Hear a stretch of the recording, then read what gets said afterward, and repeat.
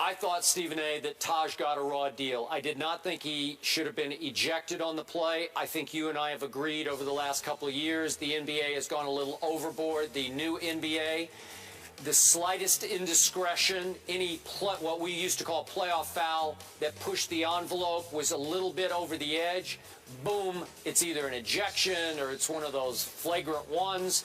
And I don't love it because Dellavedo started it with the leg lock. He was the perpetrator. And again, it should have just been another play on, just separate them. But it appeared at first glance like Taj was kicking him when, in fact, he was trying to kick free of him, which he is well within the rules to do. So in the old NBA, that would have been next. And in this NBA, Taj got wrongly ejected. And I did not like it for his sake or for the game's sake, because I don't think the fans loved that he got ejected. I agree with you, Skip. I think that the fans themselves are being screwed over here, because I think this is what the NBA needs to understand. We understand they don't want fisticuffs and stuff like that. But by and large, most of these guys really know how to act. And just because they're getting a little tussle or a shoving match and their adrenaline, elevates, it gets everybody excited. To me, as long as there are no fisticuffs thrown, as long as there's no fisticuff that takes place, it shouldn't be an issue. The fans get cheated when you take guys out of the game like that. That's nothing in the past. It's unnecessary. It's excessive. Stephen A., how do you think the league corrects it, if they can? Because it was clear he was in a leg lock. I think the league should just adopt a mentality that as long as no punches are thrown and people aren't fighting, then you know what? Just because a little tussle takes place and folks have to be restrained, that's not a big deal. That gets us all heightened because we realize how much they care and how hard they're competing, and it gives us the impression that we're getting our money's worth, especially with guys sitting out games during the regular season. I mean, the least you can do is just let them play once playoff time comes. Yeah, it's ridiculous. That leg lock reminded me of all the headlocks that Floyd put on Manny during that fight. You can't leave it just out of bounds. You just got to add one more just before we get out of here, just in case. Just in case. He just lost. He doesn't have time to respond. In case Floyd's watching, just let him know. Okay, we're done. We'll be back tomorrow, 10 a.m. Eastern on ESPN2. Have a good one. Good game last night. LeBron James recorded his 9th career postseason game with at least 35 points, 10 rebounds, and 5 assists. Only Elgin Baylor has more. Cleveland's 106-101 win has the team leading the series 3-2 as it heads back to Chicago for Game 6. LeBron James on the win. We know it's going to be some games where it's going to be physical. And for me, my message to my guys, just play basketball. I think we had a crack at it. We just didn't execute right.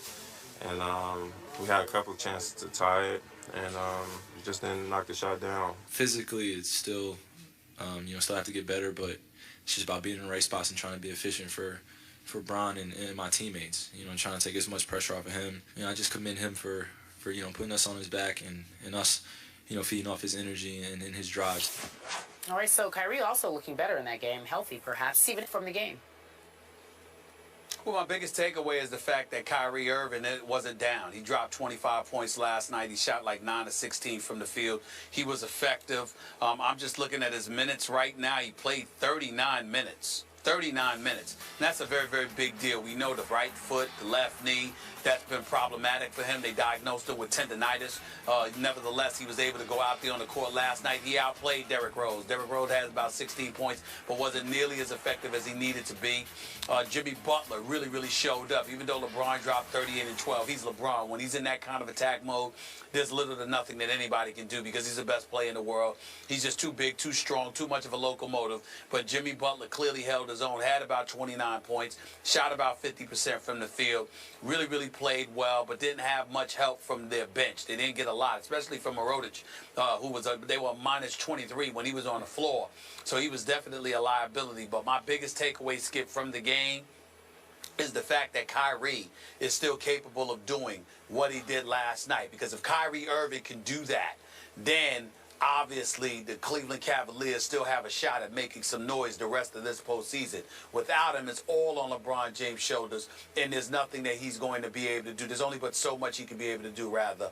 And I think you need Kyrie. So Kyrie playing the way that he played, and more importantly, being able to give you those minutes on the court last night was a huge, huge plus. I think that what we saw from Chicago, a Game 7 seems destined for this series, even though it's entirely possible that the way Chicago struggles to score the basketball, that they could lose Game 6. But I'm predicting they'll probably win Game 6, and there will be a Game 7 like I predicted before this series even began. But in the end, as long as Kyrie's able to be on the floor and giving you some quality minutes, they're not losing this series.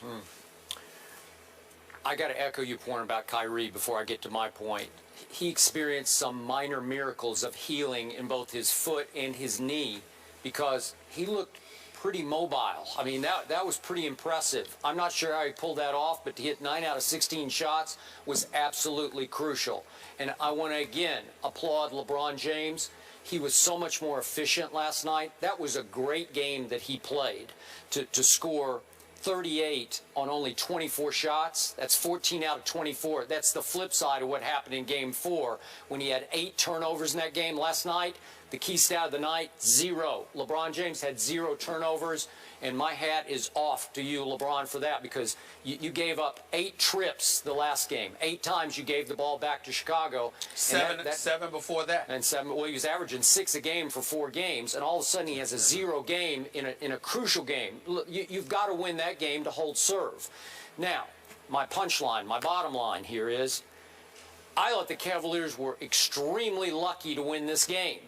At halftime, it looked like they were about to kill Chicago's will. Chicago was 0 for 9 from 3, and it looked like a blowout in the making. And if they had run Chicago off the floor, they might have run them psychologically completely out of the postseason because Game 6 could be a foregone conclusion. But they let them creep back in the game, and that was despite Stephen A. The fact that Derrick Rose made 5 of his first 7 shots in the game, then he suffered another one of those stingers in his shooting arm, and you realize in the 4th quarter, Derrick Rose went 0 for 6, and he missed, I think, his last 11 shots. So you're doing it in spite of your superstar, Derrick Rose, and you're still hanging in a game that's a 2-point game with a minute left, and LeBron got away with a push-off offensive foul. He got called for 3 of them last time, or 2 of them on the push-offs in Game 4. But he should have been called for the foul on Dunleavy, and then LeBron did make up for it, or helped make up for it, by going the length of the court for the chase-down block on Derrick Rose. Derrick Rose really looked limited, and LeBron, he didn't fingertip block it. He blocked it with his wrist. That's how high up he got on Derrick Rose, who was shooting it sort of from the ground. But my point is, they were fortunate to win. I think they gave the Bulls life and new hope. And so now I'm starting to lean back toward you. I think the Bulls are going to feel pretty good about winning Game 6 at home and forcing a Game 7 back in Cleveland.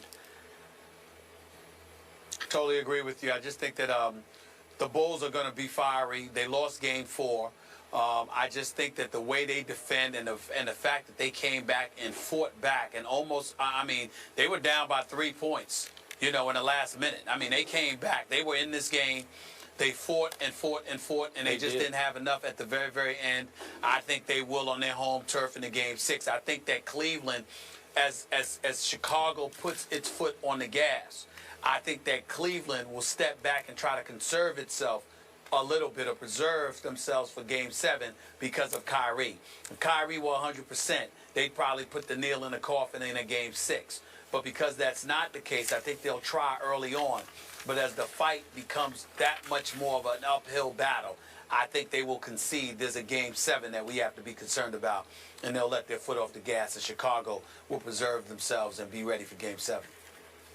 All right, ladies and gentlemen, we're moving on. We're talking about the Pelicans. They make the postseason for the first time since 2011, but then they fire their head coach. What in the world went wrong there? We're discussing that after the break. First take, just getting started. Back in a moment.